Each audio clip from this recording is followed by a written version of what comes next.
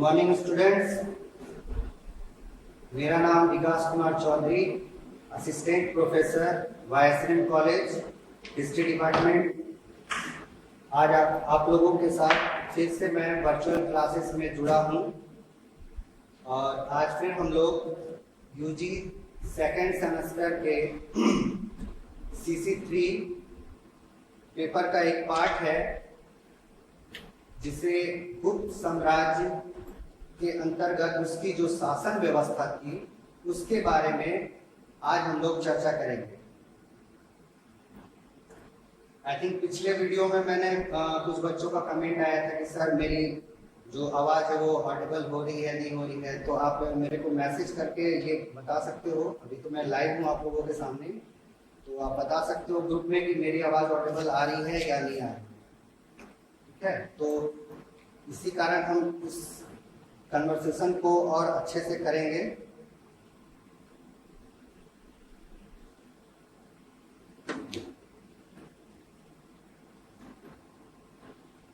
तो आज हम लोग पढ़ेंगे गुप्त शासन के अंतर्गत उसकी जो शासन व्यवस्था थी उसके बारे में।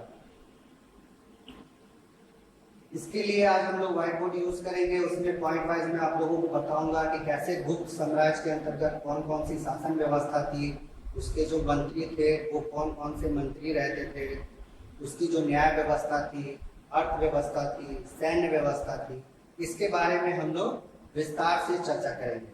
पहले हम लोग पॉइंट वाइज समझ लेंगे, उसके बाद हम लोग पीपीटी के माध्यम से भी पढ़ेंगे। ठीक है,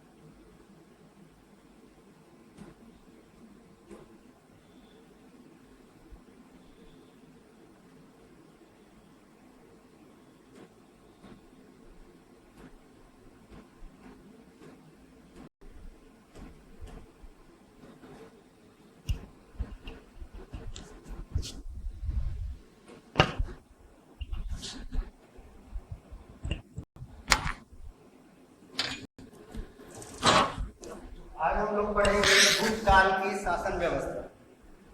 जैसा कि पिछले सेमेस्टर में मैंने आप लोगों से क्लासेस में ये डिस्कशन किया था, किसी भी साम्राज्य, प्राचीन भारतीय इतिहास के किसी भी साम्राज्य का जो सबसे मुख्य और सबसे मेन अधिकारी होता था वो राजा स्वयं होता था। ठीक है, इसी प्रकार गुप्त साम्राज्य के अंतर्गत भी जो सबसे महत्वपूर्ण अधिकारी थे वो राजा या सम्राट होते। सबसे पहले हम लोग राजा के बारे में जानेंगे।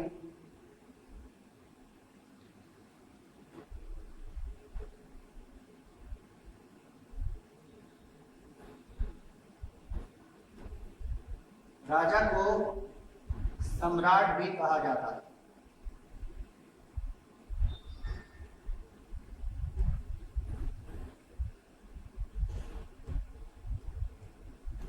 अब मैं बात कर रहा हूं राजा की, तो आप लोग इस बात को समझ लीजिए कि उस समय सारी शक्तियां जो थी, गुप्त साम्राज्य की सारी शक्तियां राजा के अधीन होती थी। ठीक है, राजा के अधीन होती थी। हालांकि जब हम गुप्त साम्राज्य को पढ़ेंगे तो उसमें देखेंगे कि गुप्त साम्राज्य में शासन को सुचारू रूप से चलाने के लिए शासन का विकेंद्रीकरण किया गया है। ठीक है, विकेंद्रीकरण मतलब डिसेंट्रलाइजेशन, जिसका मतलब होता है कि शासन हर क्षेत्र पे क्योंकि साम्राज्य इतना विशाल था, इस सारी साम्राज्य की व्यवस्था को राजा खुद अकेले नहीं देख सकता था।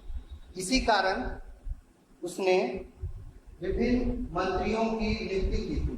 इस पर हम लोग अभी चर्चा करेंगे, मगर सबसे पहले अभी हम राजा के बारे में जानेंगे। तो राजा जो था, इसके हाथों में राज्य की सर्वोच्च शक्ति होती है।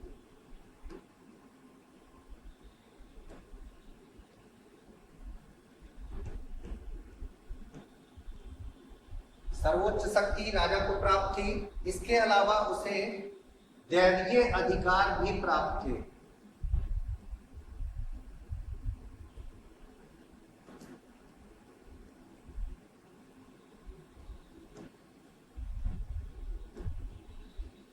यहां पर हम थोड़ा सा चर्चा इस बात की करना चाहेंगे कि क्यों उन्हें दैवीय अधिकार प्राप्त कहा गया है।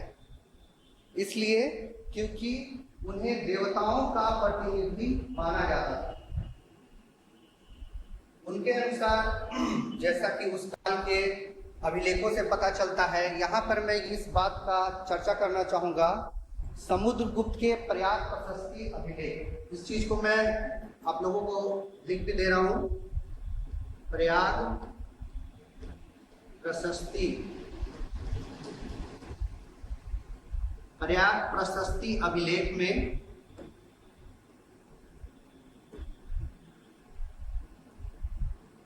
समुद्रगुप्त को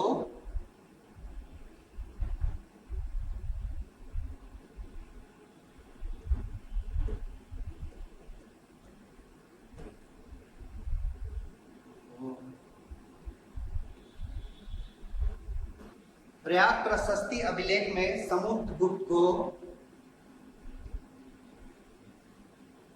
देवता के समान माना गया है।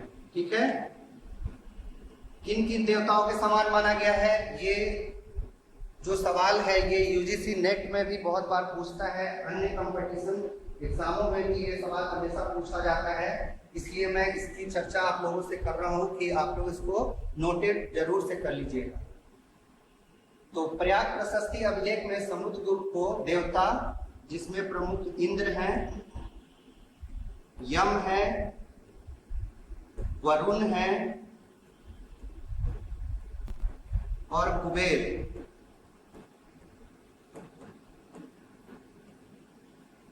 मतलब राजा समुद्रगुप्त की तुलना जो है वो इंद्र, यम, वरुण और कुबेर से की गई है। इसी के आधार पर हम लोगों को ये पता चलता है कि उस समय जो था राजाओं को दैवीय अधिकार भी प्राप्त था। अब हम लोग बात करते हैं कि राजा को इतनी शक्ति थी कि अगर वो नाराज होता था तो उसकी शक्ति जो है इंद्र के समान हो जाती, और अगर राजा बहुत ज्यादा खुश होता था किसी से, मतलब प्रशंसा प्राप्त करता था, तो वो कुबेर के समान धन की वर्षा करता था। मेरा यहाँ समझाने का मतलब आप लोगों को यही था कि प्रयाग प्रशस्ति अभिलेख में क्यों उन्हें देवताओं से सुशोभित किया गया है। अब हम लोग बात करते हैं राजा के बारे में ही।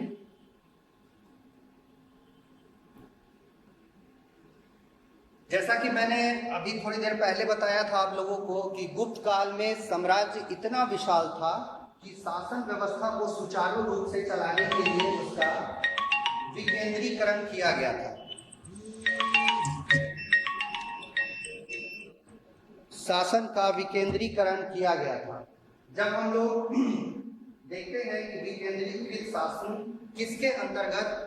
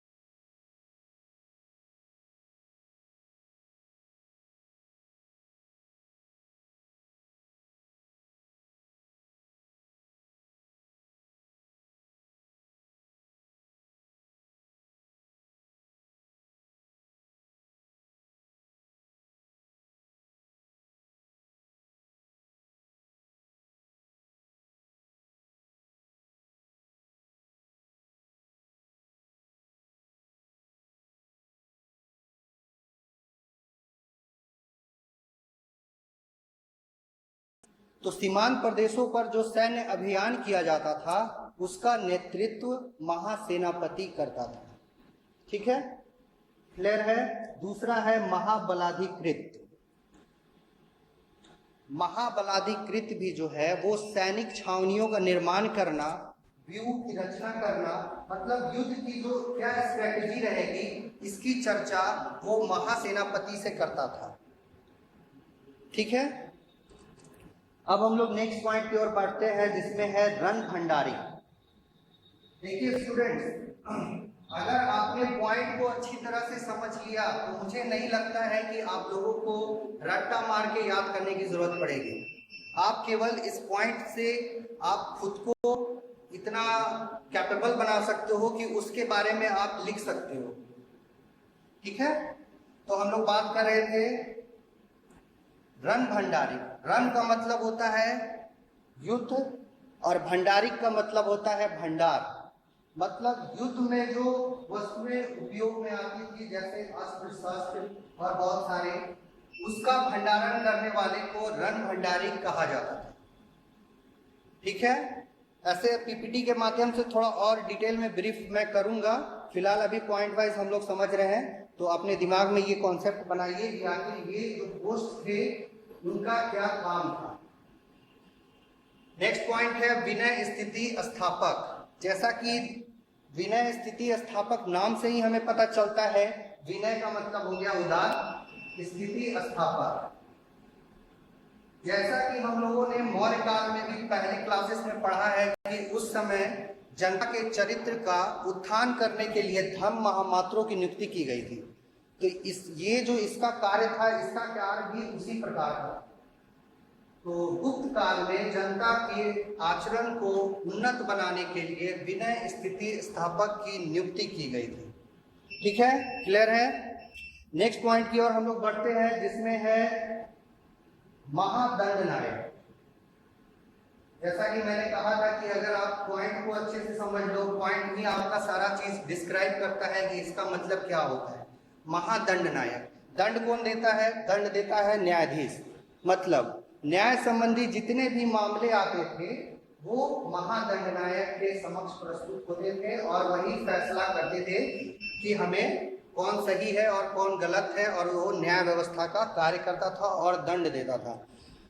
यद्यपि आगे हम लोग चर्चा करेंगे तो देखेंगे कि गुप्त काल में न्याय व्यवस्था बहुत ज्यादा कठोर नहीं थी, जिसमें बहुत सारे यात्रियों के विवरण से भी हमें पता चलता है।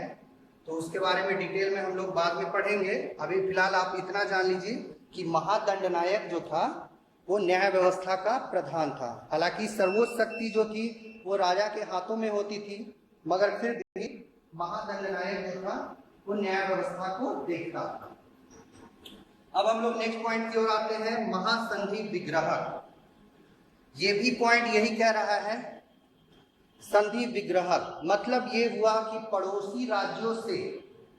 पड़ोसी राज्यों से हमारा संबंध कैसा रहेगा, इस बात का निर्णय जो है राजा को महासंधि विग्रह कराता था। दूसरी बात है कि जब युद्ध होते थे तो युद्ध के बाद उसके साथ कैसा आचरण करना है। मेरा कहने का मतलब ये है कि उसके साथ संधि करनी है, कैसी संधि करनी है, ये सब कार्य जो है महासंधि विग्रह करता था। ठीक है स्टूडेंट्स, नया पॉइंट है आपका भंडाराधिकृत। जैसा कि भंडाराधिकृत, आप कंफ्यूज मत होइएगा, एक रण भंडाराधिकृत था, एक भंडाराधिकृत। तो ये शाही कोष का जो व्यवस्था और इंतजाम करते थे वो भंडाराधिकृत कहलाते थे। ठीक है, अब हम लोग नेक्स्ट पॉइंट की ओर आते हैं, दंड पाशिक। यहां पर फिर मैं ये कहना चाहूंगा कि अभी हमने महादंड नायक के बारे में जाना, अब ये एक फिर पॉइंट आ रहा है दंड पाशिक। तो इसका भी काम दंड देना था, मगर ये पाशिक का आप मतलब निकालिए पुलिस विभाग से। मतलब जज भी दंड देता है, पुलिस भी दंड देती है, दोनों का तरीका अलग होता है। इसी तरह दंड पाशिक जो है उसका कार्य था पुलिस विभाग का कार्य देखना, वो पुलिस विभाग का अधिकारी होता था। वर्तमान में इसकी तुलना पुलिस अधीक्षक से की जाती है। ठीक है, अब हमारा नेक्स्ट पॉइंट है सर्वाध्यक्ष। सर्वाध्यक्ष जिसके पॉइंट से ही ये साबित हो रहा है कि सर्वे सर्वा मतलब संपूर्ण विभाग का जो अध्यक्ष है वो सर्वाध्यक्ष है। ठीक है, मुझे लगता है कि ये पॉइंट जो मैंने आपको बताया और जो समझाया वो आपके समझ में आ रही होगी।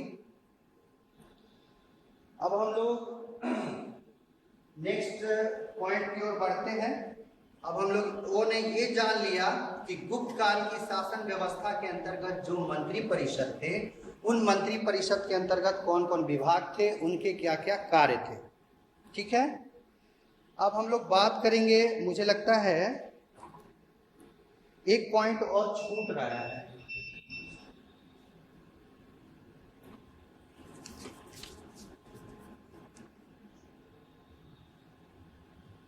वो पॉइंट है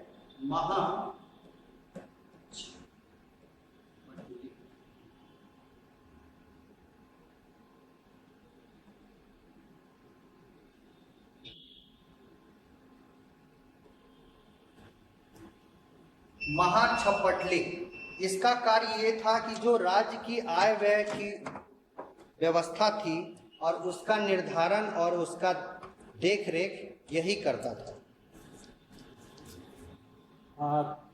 मुझे लगता है जो ऑनलाइन क्लासेस कर रहे हैं हमारे 52 स्टूडेंट्स फिलहाल अभी, तो वो इसका स्क्रीनशॉट ले सकते हैं, क्योंकि इसके बाद मैं फिर नेक्स्ट पॉइंट की ओर आऊंगा।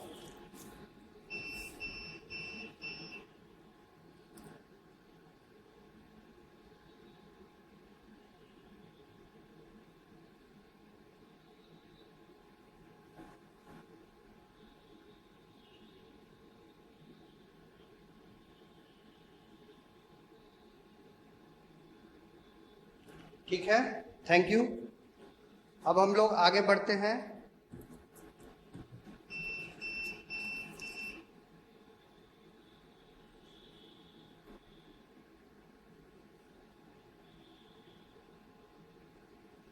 अब हम लोग शासन व्यवस्था के अंतर्गत, गुप्त काल के शासन व्यवस्था के अंतर्गत हम लोग प्रांतीय शासन के बारे में जानेंगे।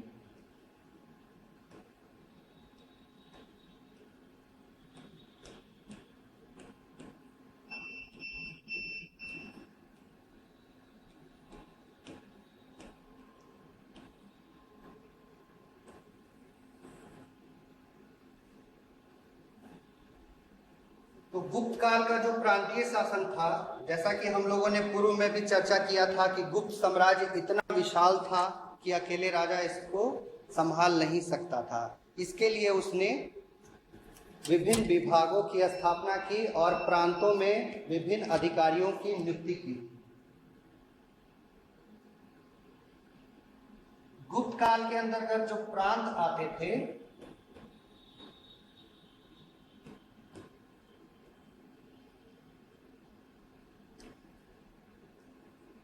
इन्हें गुप्ती कहा जाता था।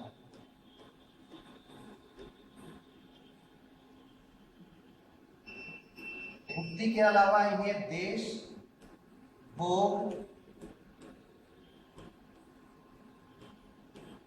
अवनी,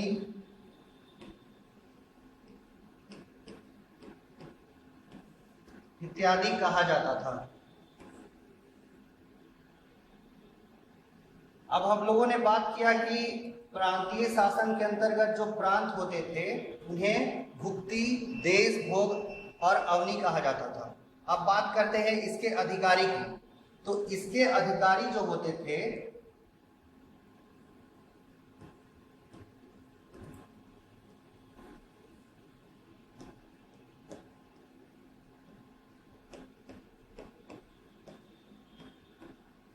उपरी कहलाते थे।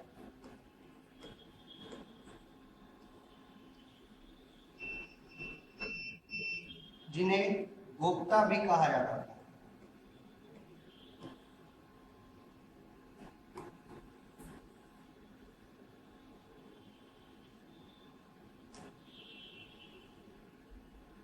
जिस प्रकार केंद्र में राजा शासन करता था, उसी प्रकार प्रांतीय शासन के अंतर्गत ये उपरीक और गोप्ता जिसे कहा जाता था वो प्रांतों के हेड होते थे, प्रमुख होते थे। ठीक है, अब हम लोग बात करेंगे प्रांतीय शासन के अंतर्गत प्रांत जो है विषय में बटा हुआ था।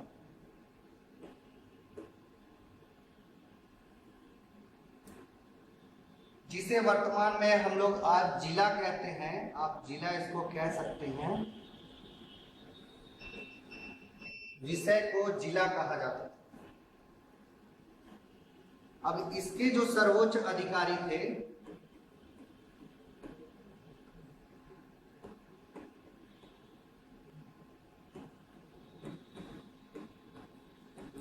उन्हें विषयपति कहा जाता था। विषयपति। और इसकी सलाह के लिए जो एक परिषद होती थी उसे विषय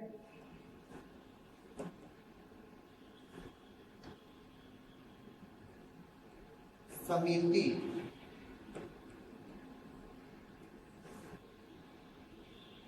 सलाह हेतु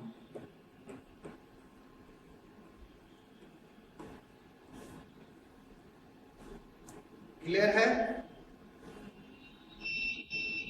अब हम लोग बात करते हैं कि विषय जो था वो किस में बटा हुआ था, क्योंकि डिसेंट्रलाइजेशन की बात मैंने स्टार्टिंग में ही किया था। विकेंद्रीकरण, पहले राजा के अंतर्गत देश में संचालन होना, उसके बाद जो प्रदेश थे नीचे वाले। अब विषय जो बटा हुआ था वो नगर प्रशासन में बटा हुआ था।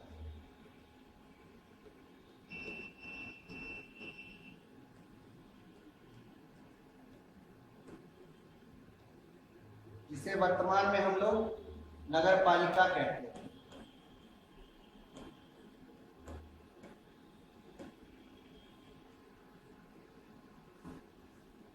जिसका प्रमुख अधिकारी नगरपति होता था।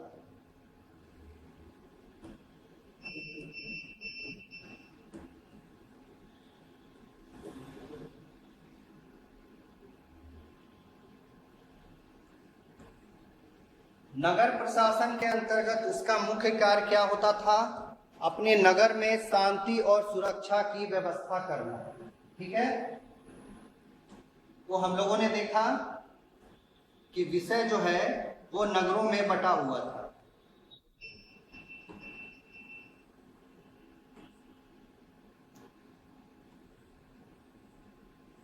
और सबसे लास्ट में हम लोग जो आते हैं ग्राम प्रशासन।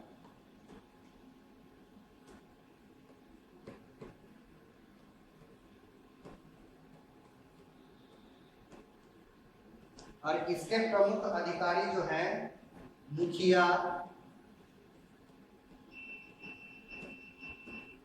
ग्रामीण,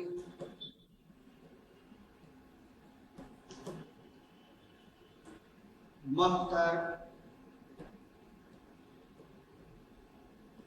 ये कहलाते थे।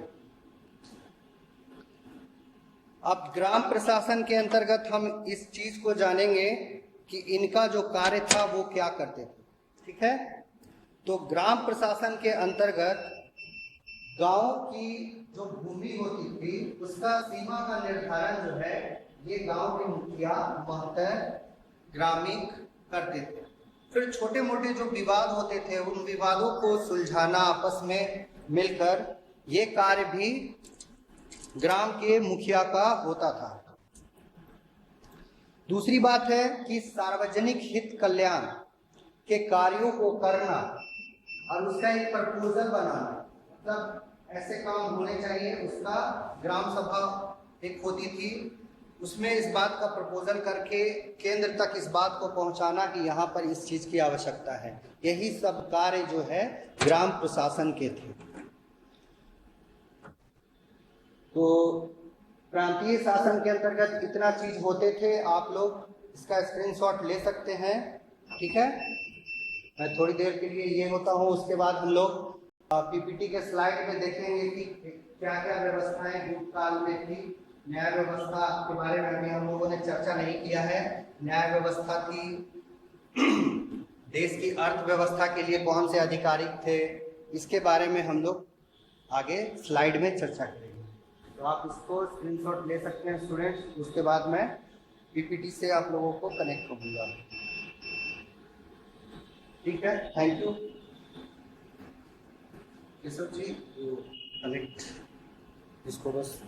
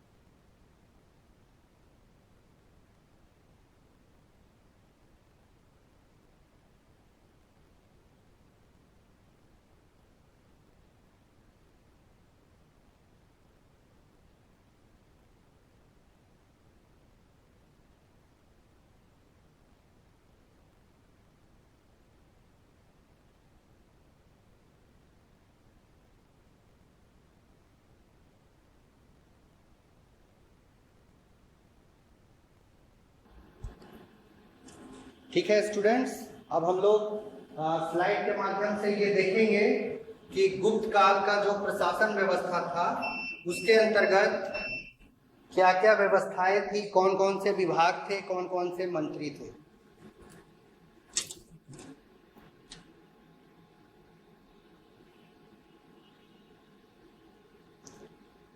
तो गुप्त साम्राज्य के अंतर्गत सब प्रदेशों पर गुप्त सम्राटों का सीधा शासन नहीं था। उनके अधीन अनेक महाराजा, राजा और गणराज थे जो कि आंतरिक शासन में स्वतंत्र थे। सामंतों को भी उनके राज्य और शक्ति के अनुसार महाराजा एवं राजा कहा जाता था। सब सामंतों की स्थिति भी एक समान नहीं थी। आर्यावर्त या मध्य प्रदेश के सामंत गुप्त सम्राटों के अधिक प्रभाव में थे। जैसा कि मैंने आप लोगों को स्टार्टिंग में ही बताया था कि शासन का विकेंद्रीकरण किया हुआ था, जिसके अंतर्गत बहुत सारे सामंतों को शासन करने के लिए रखा गया था उनके प्रदेशों में। तो हम लोग अब आते हैं केंद्रीय शासन की ओर। तो केंद्रीय शासन में जैसा कि मैंने पॉइंट वाइज आप लोगों को व्हाइट बोर्ड पे भी बताया है कि जो केंद्र का प्रधान होता था वो राजा होता था। राजा केंद्र में शासक सबसे बड़ा अधिकारी था। मौर्यों के विपरीत गुप्त वंश के राजाओं ने परमेश्वर, महाराजाधिराज जैसी शानदार पदवियां ग्रहण की। मैंने आप लोगों को बताया था कि दैवीय शक्ति को प्रदर्शित करने के लिए ये बहुत सारी उपाधियों को धारण करते थे, जिसका पता हमें प्रयाग प्रशस्ति अभिलेख से भी होता है। समुद्रगुप्त के विजयों का वर्णन उसमें मिलता है, प्रयाग प्रशस्ति अभिलेख। तो उन्होंने इसीलिए ये सारी पदवियां धारण की थी। चीनी यात्री फाहियान के अनुसार गुप्त शासक बहुत योग्य थे। सारी जनता में पूर्ण स्वतंत्रता प्राप्त थी। देश में शांति व्यवस्था कायम थी। राज्य कर्मचारी भ्रष्ट नहीं थे। राज्य के संरक्षकों और सभी सेवकों को नगद वेतन मिलता था।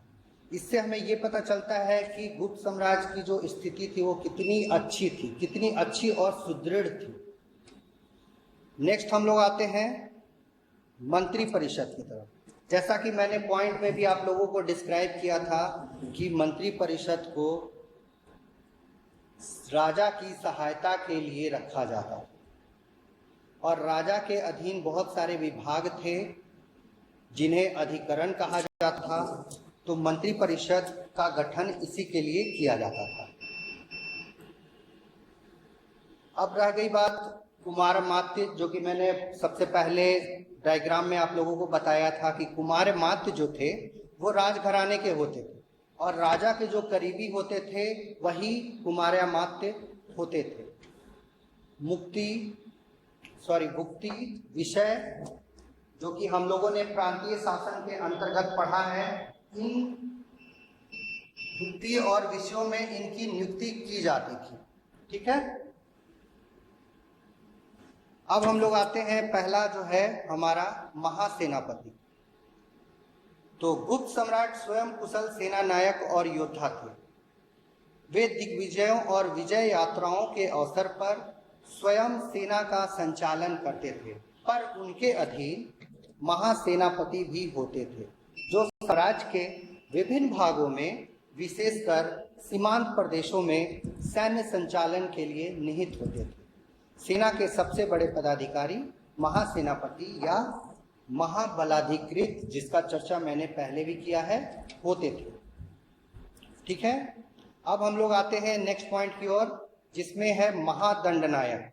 जैसा कि मैंने पॉइंट से ही आप लोगों को बताया था, महादंडनायक, दंड देने का अधिकार। तो महादंडनायक, उसके बाद आता है रणभंडारिक। रणभंडारी के बारे में भी मैंने बताया था कि युद्ध क्षेत्र में जो भंडार उपस्थित करवाता था उसे रणभंडारी कहा जाता था। महाबलाधिकृत, सेना छावनी और व्यूह रचना का विभाग महाबलाध्यक्ष या महाबलाधिकृत के हाथों में होता था। उसके अधीन अनेक बलाधिकृत होते थे। क्लियर है? नेक्स्ट पॉइंट है दंडपाशिक। जैसा कि मैंने पहले भी बताया था कि पुलिस अधीक्षक, वर्तमान के पुलिस अधीक्षक की तुलना इससे की जाती है। ये पुलिस विभाग का प्रधान होता था। खुफिया विभाग जो था इसके अंतर्गत कार्य करता था। नेक्स्ट पॉइंट की ओर हम लोग आते हैं, जो कि है महासंधि विग्रह। इस उच्च अधिकारी का कार्य पड़ोसी राज्यों, सामंतों और गणराज्यों के साथ संधि तथा विग्रह की नीति का प्रयोग करना होता था। यह सम्राट का अत्यंत विश्वस्त, मतलब मेरा कहने का मतलब है विश्वसनीय कर्मचारी होता था, जो साम्राज्य की विदेश नीति का निर्धारण करता था। मैंने पहले भी बताया था किन राज्यों के साथ कैसी नीति अपनानी है, ये सब सारे कार्य महासंधि विग्रह देखते थे। नेक्स्ट पॉइंट की ओर हम लोग बढ़ते हैं, विनय स्थिति स्थापक।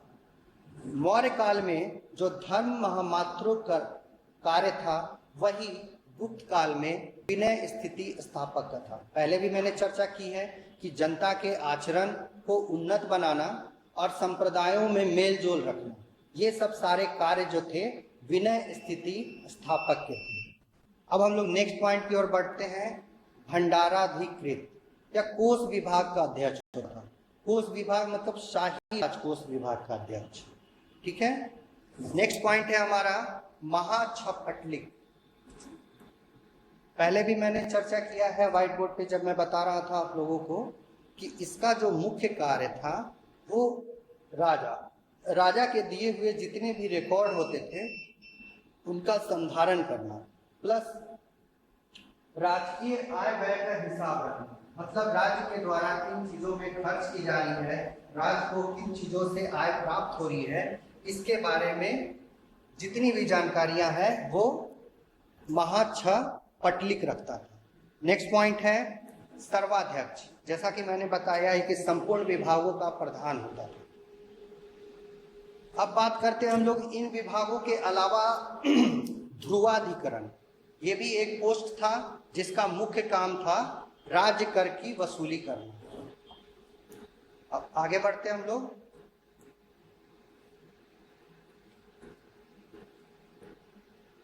युवराज। भट्टारक और युवराज के पदों पर राजकुल के व्यक्ति ही नियत किए जाते थे। सम्राट का बड़ा लड़का युवराज, भट्टारक और अन्य लड़के युवराज कहलाते थे। शासन में इनके महत्वपूर्ण पद दिए जाते थे। यदि कोई युवराज राजपुत्र कुमारामात्य के रूप में कार्य करे तो उसकी नियुक्ति कुमारामात्य को परम भट्टा का पादकीय कुमारामात्य कहा जाता था। नेक्स्ट पॉइंट की ओर हम लोग बढ़ते हैं, प्रांतीय शासन। तो प्रांतीय शासन के अंतर्गत हम देखा कि बहुत सारे प्रांत थे जिनको भुक्ति कहा जाता था। तो उसके अंतर्गत हम देखते हैं कि भुक्ति को वर्तमान समय की कमिश्नरी के समान समझ सकते हैं। गुप्तकालीन शिलालेखों में तीर भुक्ति, तिरहुत, कुंडवर्धन भुक्ति, दिनाजपुर, राजशाही आदि, मगध भुक्ति आदि विविध भुक्तियों का उल्लेख आता है। भुक्ति के शासक को ऊपरी के अतिरिक्त भोगिक, भोगपति और भोक्ता भी कहते थे, जैसा कि मैंने पहले भी आप लोगों को बताया है।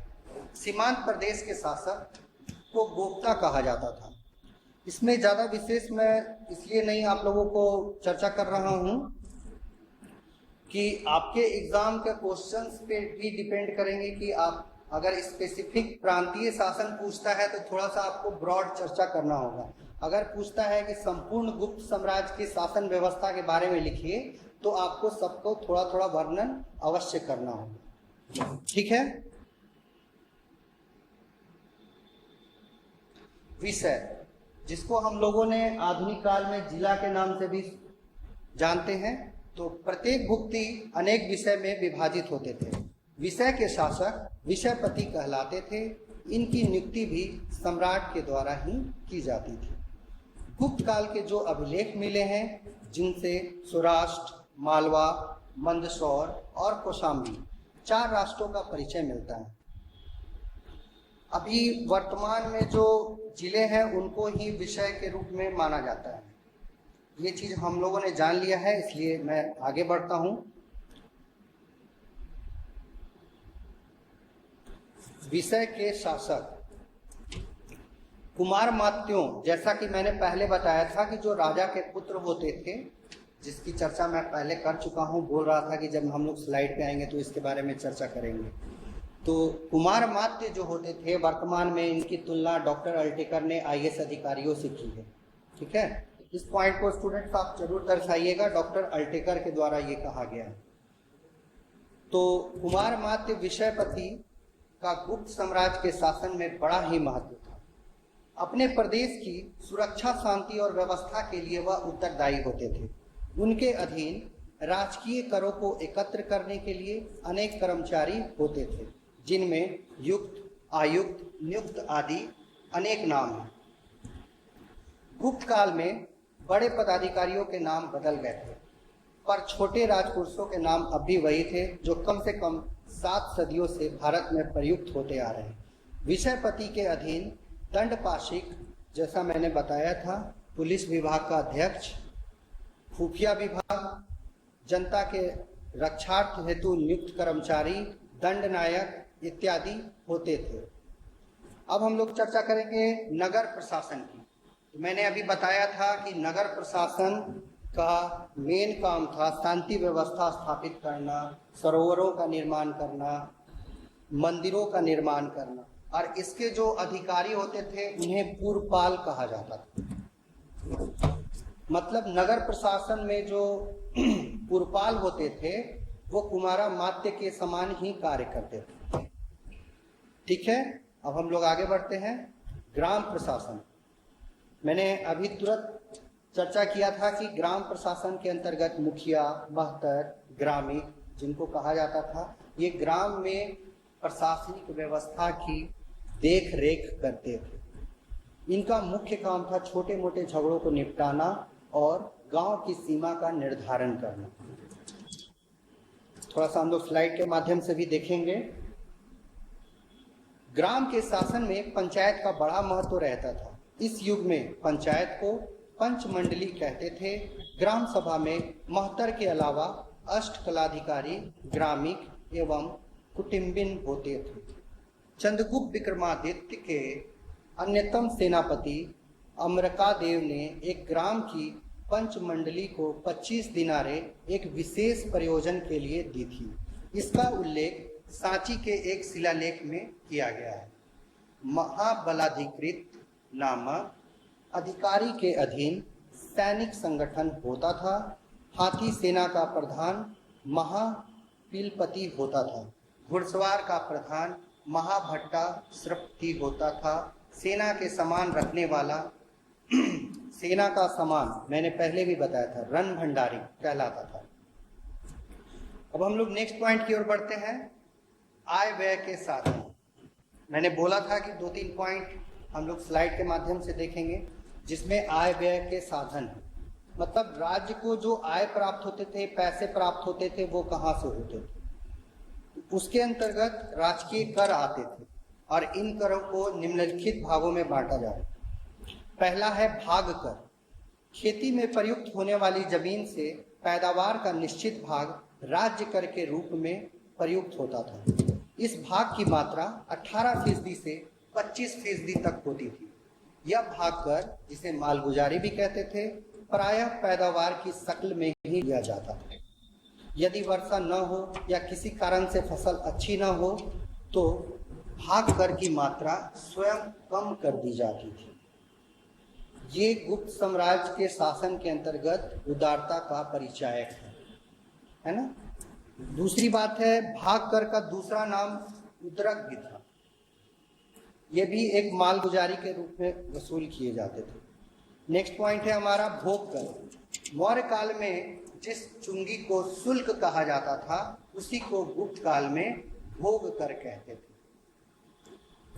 नेक्स्ट पॉइंट है भूतोवाद प्रत्यय।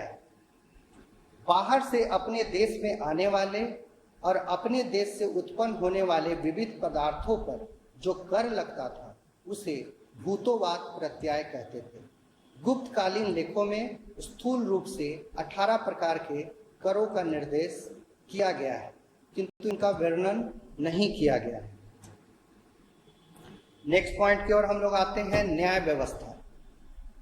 मौर्य काल की अपेक्षा गुप्त काल में न्याय व्यवस्था कहीं अधिक विकसित और उन्नत थी। जैसा कि मैंने न्याय व्यवस्था के दौरान दंड पाशविक और महादंड न्याय के बारे में जब चर्चा हो रही थी तो मैंने बताया था कि गुप्त काल में जो न्याय व्यवस्था थी थोड़ी सी सरल थी, बहुत ज़्यादा कठोर नहीं थी। हाँ, ये बात थी कि जो बार बार अपराध करते थे और राजद्रोह, स्पेशली राजद्रोह करते थे तो उनका दाहिना हाथ को काट दिया जाता था।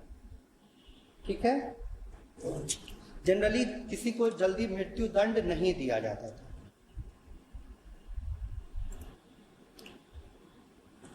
इस प्रकार गुप्त साम्राज्य के बारे में हम लोगों ने चर्चा किया कि उसकी शासन व्यवस्था कैसी थी, उसके अंतर्गत कौन कौन से विभाग थे, कौन कौन से विभागों के क्या कार्य थे। अब हम लोग मूल्यांकन करेंगे इस गुप्त साम्राज्य के केंद्रीय शासन का। इस प्रकार हम देखते हैं कि गुप्त शासकों ने एक अत्यंत उच्च कोटि की प्रशासनिक व्यवस्था को कार्यान्वित कर अपने विशाल साम्राज्य पर सुचारू रूप से शासन किया। डॉक्टर अल्टेकर ने गुप्त प्रशासन की प्रशंसा करते हुए कहा है कि गुप्तकालीन शासन प्रणाली तथा उनकी उपलब्धियों के बारे में हमारे पास बहुत जानकारी है, जिसके आधार पर यह कहा जा सकता है कि केंद्र और प्रांतों में व्यवस्था बहुत ही अच्छी थी। उन्होंने फिर लिखा है कि जनता इतनी धनी और संपन्न थी कि जो भी व्यवस्था स्थापित की वह कला, साहित्य और दर्शन विज्ञान के साथ आश्चर्यजनक विकास का कारण बनी। अतः हम गुप्त प्रशासन पर अच्छी प्रकार गर्व कर सकते हैं, जो कि तत्कालीन तथा बाद के राजाओं के लिए आदर्श बना। ठीक है, डॉक्टर अल्टेकर गुप्त प्रशासन की बहुत तारीफ करते हैं, मगर यहाँ पर मैं कुछ बातें आप लोगों के सामने रखना चाहूँगा जो कि पिछले क्लासेस में भी मैंने इस बात को रखा था। इतनी अच्छी व्यवस्था, इसके बाद भी हम लोगों ने पढ़ा कि गुप्त साम्राज्य का पतन। यहाँ के मूल्यांकन में ये थोड़ी सी चर्चा आवश्यक है कि गुप्त साम्राज्य का पतन हुआ तो उसके पीछे बहुत सारे कारण थे। उन कारणों में सबसे इम्पोर्टेंट कारण जो थे उसमें सामंतों का स्वतंत्र होना। जैसा कि केंद्रीय शासन के अंतर्गत हम लोगों ने पढ़ा कि शासन का विकेंद्रीकरण किया गया, सामंतों को क्षेत्रों में शासन करने के लिए लोगों को पूरे अधिकार दिए गए, और यही जो सामंत के बाद में आगे चलकर गुप्त साम्राज्य के पतन का कारण बने। Thank you students.